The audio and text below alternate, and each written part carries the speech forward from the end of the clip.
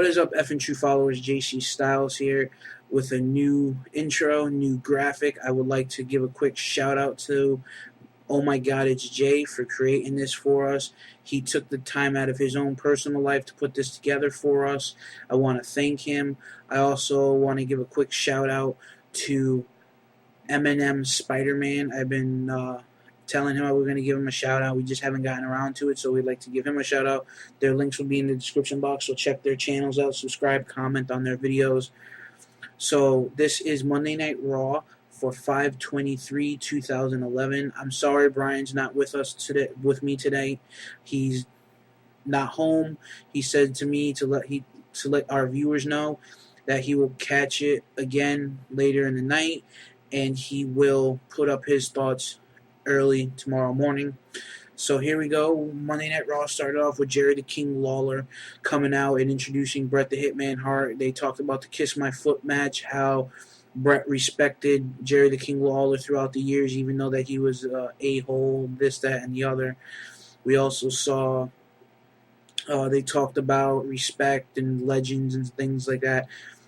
And we see R-Truth come out and basically talked about how many championships Bret won compared to how many WWE championships he has had or held or matches he had. Then we see Cena come out and, he's talking with Bret, and then they acknowledge R-Truth, and then it goes back and forth, which we wind up coming up to see a tag match made up for later in the night, which was made for John Cena and Rey Mysterio versus CM Punk and R-Truth, with Bret Hart as a special guest referee. Then we move into the match card for the night. We see the WWE Tag Team Championships defended, and we have new Tag Team Champions, which is Michael McGillicutty and David Otunga, due to outside interference on Mason Ryan and CM Punk. This match was kind of back and forth. It was basically domination on the part of Big Show and Kane. We see a segment pre-match with Ricardo Rodriguez and Alberto Del Rio, which led to a post-match attack where we see Big Show and the car behind Big Show. They made it look like Alberto Del Rio ran the car into Big Show's knee. And there isn't any. This is probably a storyline to set up the breaking apart of Kane and Big Show. Speculation. It's not confirmed. It's just my own thoughts. Then we see a Divas eight Diva tag match, which didn't even get underway. We see Karma come out and pretty much just stand in the ring and then drop to her knees and start crying with all the divas surrounding her. Kind of looked like she was conflicted, didn't know what to do, didn't know where she was. I was thinking this was all a ploy, a setup to see maybe her take on 8 divas. I thought that would have been pretty cool, pretty way to cement her as a force. I was kind of interesting to actually see the Divas match because my girls were in there, Beth Phoenix and Gail Kim, and I was kind of upset that I didn't get the first time Beth Phoenix is on TV in a while, and she doesn't even get to have her match, and same thing with Gail Kim. Then we see The Miz come out with A-Rye, talk about how he should be WWE champion and how the refs screwed him out of the championship last night, how he had the title won on 2 occasions, the night after Extreme Rules, and then last night. Then we see the general man. He asks the general manager to give him one more chance at the WWE Championship. Then we kind of see it all start to unfold. He says he's not leaving the ring until he gets his answer, and then we kind of see the general manager say, "No, you're not getting any more title matches," and then pretty much it all went downhill from there. The Miz turned around and said to A-Rye, "It's all your fault. You're nothing. You're useless. You cost me my WWE Championship. You didn't even show up at Extreme Rules to help me retain it. I had to go in there against 2 people and lose."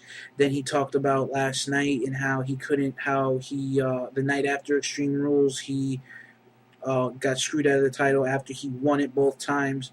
And then last night, again with the tape recorder, how with the cell phone, where A-Rye wasn't smart enough to put the cell phone and hide it, and then we basically see Miz push around A-Rye, and then after that, we kind of just see A-Rye snap after the Miz fires him and just beat the holy hell out of the Miz, and it was just like really crazy.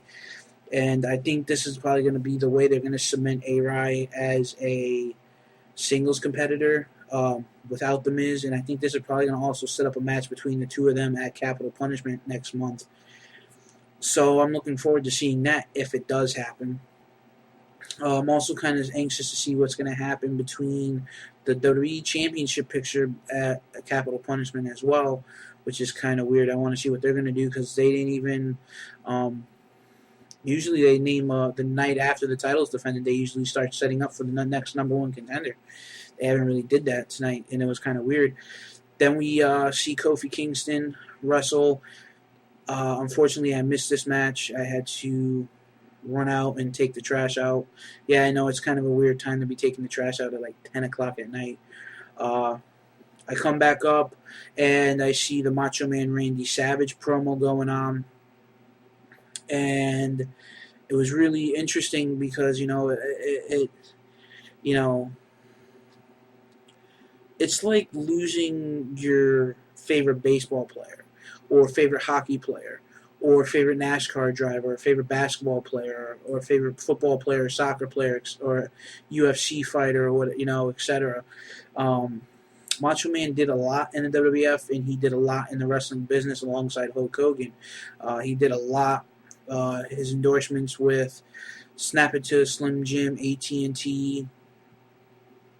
He was countless. He was Intercontinental Champion, one of the top 5, if not top 10 greatest Intercontinental Champions. He was one of the top 10 WWF champions of all time. And I'm actually going to plug the DVD right now. Where is it? Here it is. Macho Man Randy Savage, Macho Madness, The Ultimate Collection. Pick it up if you don't have it. It's a great DVD. I enjoyed it. I've watched it like 3 times so far since I've owned it. Probably going to watch it again. Then we see, he goes into and also he was in TNA in 2004.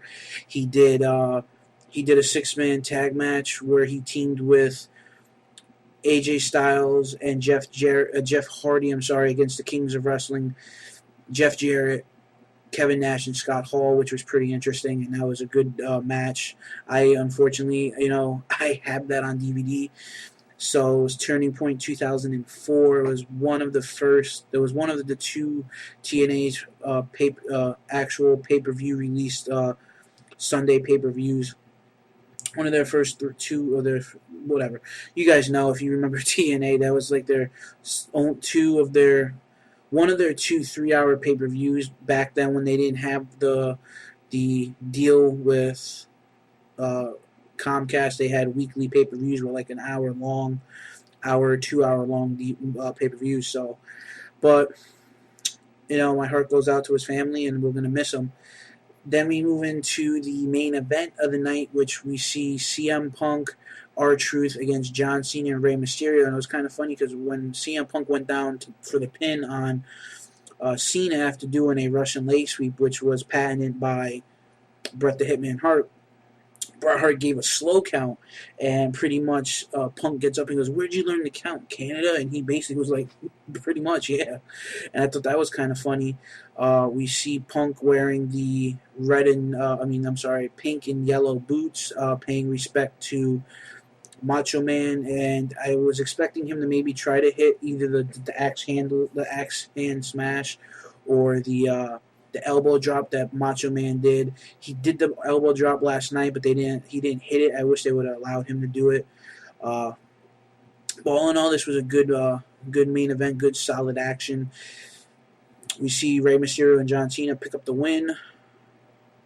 Post-match, we see Rey and John Cena and Bret celebrating in the ring.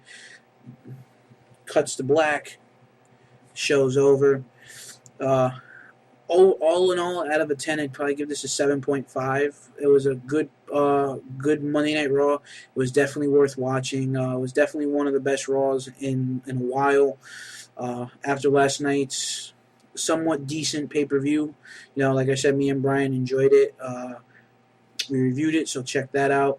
Links down in the description box for MNM Spider-Man and Oh My God, It's Jay. So check their channels out. Please comment and subscribe on their videos. And for the taglines, you're either effing true or you're effing screwed. And we're effing true wrestling, or we're effing awesome. And if Brian was here, he would say, learn to love it because it's the best thing on YouTube today. Have a good night, and we'll see you later.